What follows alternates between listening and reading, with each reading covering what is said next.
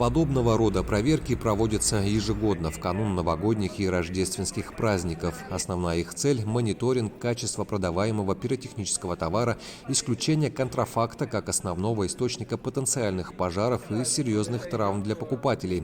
Столичные спасатели, к примеру, осмотрели несколько городских торговых площадок, включая и самые популярные в районе Сухумского колхозного рынка. Салюты и фейерверки пока еще не стали массовым товаром в городе, однако уже появились в продаже.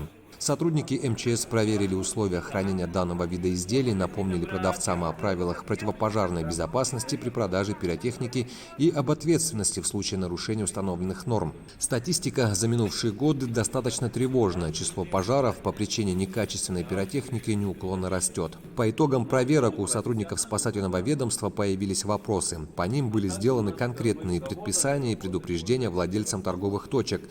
По словам руководства спасательного ведомства страны, с приближением новогодних праздников инспекционные проверки точек по продаже пиротехнических изделий будут существенно увеличены. Напомним, что согласно существующему законодательству за нарушение правил противопожарной безопасности при продаже пиротехники предусмотрены штрафные санкции в размере от 4 до 12 тысяч рублей.